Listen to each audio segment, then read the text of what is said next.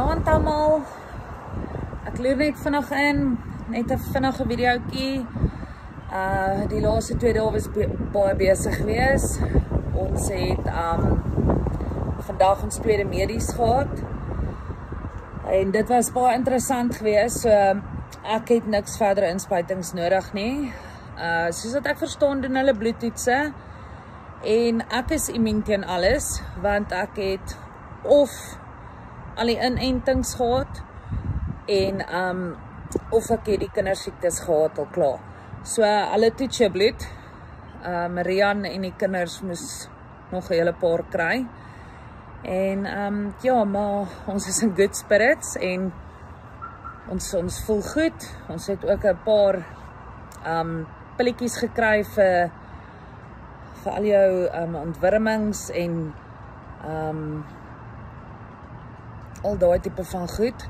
So die parasiete. Sorry, ekskuus. Kan nie dink vanaand nie, ek's lekker moeg. Dis ook lekker koud hierso, so ons vol, hulle sê die vol is nou hierso, maar dit is vir my koud. Ek sien ons het môre is dit amper, ek dink seker 7 grade hier. So ja, dis lekker chilly.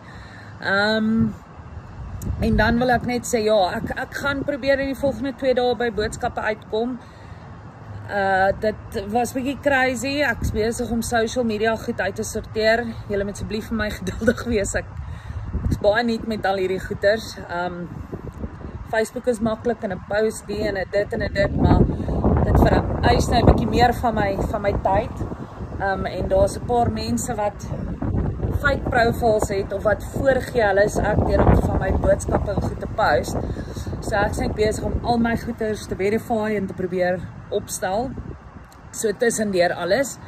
Maar ja, ek glo almal gaan binnekort wees. Ek kry verskriklik baie boodskappe mense wat bekommerd is. Kalmeer. All awesome, kalmeer. Vertrou in God. It's coming.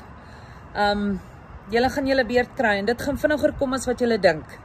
So iemand wat ons baie na aan ons is, ons familie is, het Vrydag eers hulle oproepe gekry vir die eerste keer. Hulle het die eerste dag aansoek gedoen en hulle is vandag vir interviews gewees. So dit kom. Vir almal anderste, maar dit kom. Julle moet net geduldig wees. Okay, julle almal slaap seker. Dit is nou lekker laat hier by ons. Ek gaan my kinders in die bed gaan kry vir skool môre. En ek hoop julle het almal 'n geseënde Woensdag.